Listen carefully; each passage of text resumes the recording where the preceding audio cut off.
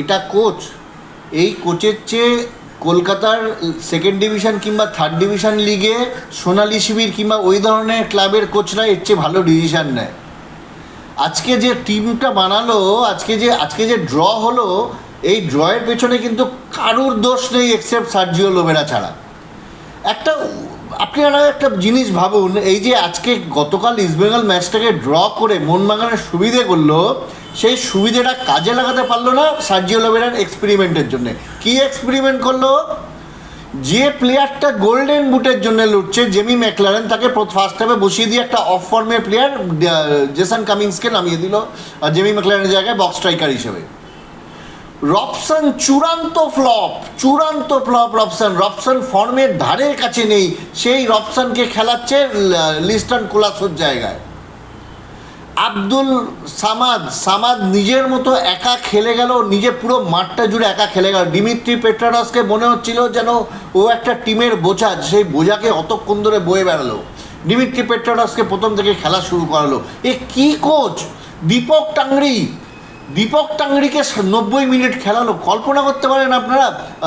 অনিরুদ্ধ থাপাকে বসিয়ে দিয়ে অনিরুদ্ধ থাপাকে নামালো 88 মিনিটের মাথায়। এই হচ্ছে সে বিশ্বের তাবর কোচেদের মধ্যে 1 নম্বর কোচ। এই কোচ আমাদের মালিনাকে তাড়িয়ে নিয়ে এলো। এই কোচকে ওদের হাবাস স্যার আজকে কোচিং করাননি, তার কারণ হচ্ছে হাবাস স্যার চুক্তিপত্র শেষ করে চুক্তিপত্র ভেঙে দিয়ে হাবাস স্যার স্পেনে ফিরে গেছে। আজকে কোচ ছাড়া ওরা নেমেছিল, অরিন্দম আর ওই অভিজিৎ মণ্ডল, এরা দুজনে মিলে আজকে কোচিং করেছে। সেই টিমটাকে একটা গোল করতে পারে না মোহনবাগানের মতো একটা টিম, কল্পনা করতে পারেন? আর এই যদি টিমের স্ট্রাকচার হয়, ফার্স্ট হাফে একটা গোলকিপারকে একটা টেস্ট করতে পারেনি। ফার্স্ট হাফে যদি ওই কি রাউফ খান না কি ওই প্লেয়ারটা যদি ওই ওপেন নেটটা না মিস করতো, ফার্স্ট হাফে 1 গোলে পিছিয়ে যায় মোহনবাগান। এই স্ট্যান্ডার্ড নিয়ে ওরা খেলবে 17 তারিখের ডার্বি। ওই মিগুয়েল ওদের তো হারাবে। কালকে যেভাবে মিগুয়েল যে 40 ফুট দূর থেকে যে বলটা ক্রস পিসে লাগলো গিয়ে, দুর্ভাগ্যবশতভাবে গোল হলো না। ওই রকম ধরনের শর্টফট মারলে তো আমাদের বিশাল কায়েত যদি না থাকে, একা বিশাল কায়েত রক্ষে, বিশাল কায়েতের ওপর কত ভরসা করবেন আপনি? তো হারাবে আমাদেরকে। এই স্ট্যান্ডার্ডের কোচ নিয়ে আমাদের মালিনাকে আমরা প্রচুর গালাগাল দিয়েছি, এখন দেখছি আমাদের মালিনা অনেক ভালো। এই কোচকে দিয়ে আমাদের কোচিং করিয়ে আমাদের চ্যাম্পিয়নশিপ নেব আমরা। আর চ্যাম্পিয়নশিপ নিয়ে হবেই বাকি, আমরা তো এফসি খেলতেও পারবো না।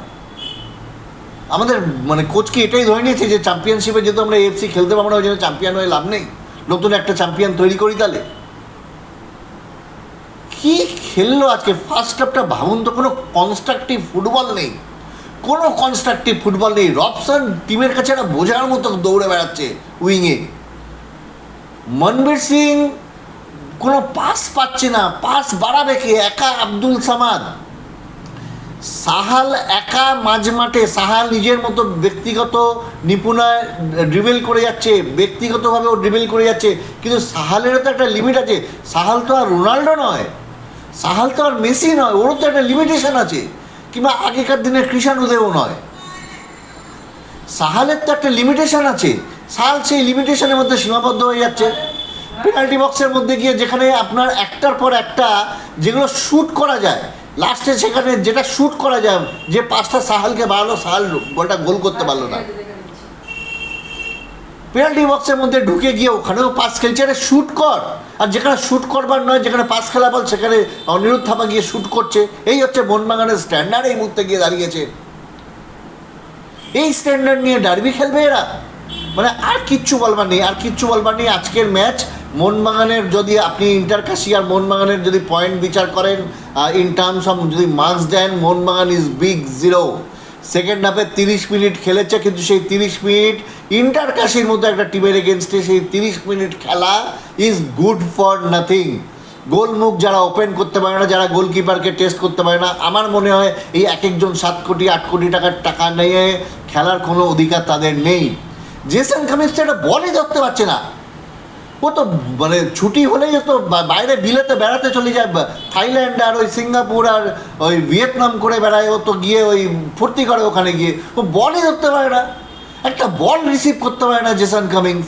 ডিমিট্রি পেট্রাস পাগলের মতো ঘুরঘুর করে মাঠের মধ্যে দৌড়ে বেড়াচ্ছে। ডিমিট্রি পেট্রাস গুড ফর নাথিং একটা বোঝা হয়ে দাঁড়িয়েছে টিমের জন্যে। সেটা কি কোচ এখনও বুঝতে পারছে না? ইস্ট বেঙ্গল টিমের ক্ষেত্রে যখন যে প্লেয়ারটা বোঝা মনে হয়েছে, ওরা কিন্তু সঙ্গে সঙ্গে সেই প্লেয়ারটাকে রিপ্লেসমেন্ট করে বেটার প্লেয়ার নিয়ে এসছে।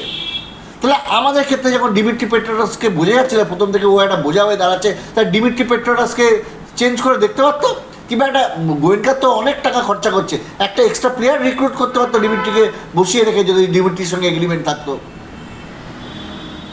কি টিম ম্যানেজমেন্ট, কি কোচ, কি সব পুরো চিন্তাভাবনা ভগবান জানে। এই নিয়ে ওরা 17 তারিখ নামছে ডার্বিতে। জানি না কি হবে, জানি না।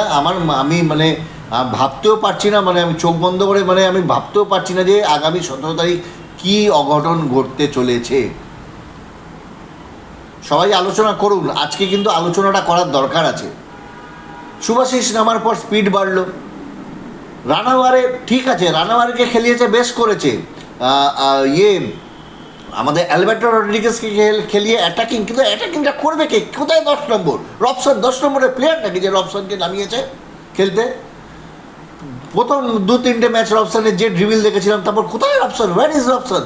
রবসনের দ্বারে কাছে নেই। কোথায় ব্রাজিলীয় ঝলক, কোথায় ব্রাজিলীয় টাচ? কিচ্ছু নেই। উল্টে লিস্টন কোলাসো, যে ছেলেটা মোটামুটি ফর্মে আছে, সেই লিস্টন কোলাসোকে অব্দি বসিয়ে রবসনকে খেলিয়ে দিল। কতগুলো ভুল ডিসিশন দেখুন। ফার্স্ট রবসনকে নামিয়েছিস, বেশ করেছিস। লিস্টন কোলাসোকে না নামানো প্রথম থেকে নাম্বার 1 ভুল ডিসিশন। জেসন কামিন্সকে নামানো জেমি ম্যাকলারেনের জায়গায় নাম্বার 2 ভুল ডিসিশন। দীপক টাংরিকে নামানো অনিরুদ্ধ থাপার জায়গায় নাম্বার 3 ভুল ডিসিশন। ডিমিট্রি পেট্রাসকে প্রথম থেকে খেলানো নাম্বার 4 ভুল ডিসিশন। আর কি বলবেন আপনি? এই কোচ, এর থেকে সোনালি শিবিরের কোচ অনেক ভালো ডিসিশন নিয়ে ভালো নামাতো। আমি অরিন্দম আর ওই অভিজিৎ মণ্ডলকে বাহবা দেবো, ওরা অনেক বেটার ওরা কম্পেয়ার টু ওদের স্ট্রেংথ ওরা অনেক বেটার। কোচ ছাড়া ভালো ফুটবল খেললো। অরিন্দম তো সবে খেলা ছেড়েছে, কোচিংয়ে এখন একটু করে ঢুকছে, বোধহয় ফার্স্ট লাইসেন্স ফার্স্ট পেয়েছে। ভালো কোচিং করলো অভিজিৎ মণ্ডল মিলিয়ে, ভালো টিমটাকে হ্যান্ডেল করলো। কি করলো আমাদের টিম? আমাদের এই এত হাই প্রোফাইল কোচ, একটা ওয়ার্থলেস, একটা অপদার্থ কোচকে আমাদের টিমে এনে আমাদের টিমটার 12টাটা বাজিয়ে দিল। এইটাই কনক্লুশন। 17 তারিখ কী হবে আমরা কেউ জানি না, ভাবতেও পারছি না। এইটুকুই বলা, এর থেকে বেশি কিছু আজকের ম্যাচের জন্য আমার বলার নেই। জয় মোহনবাগান।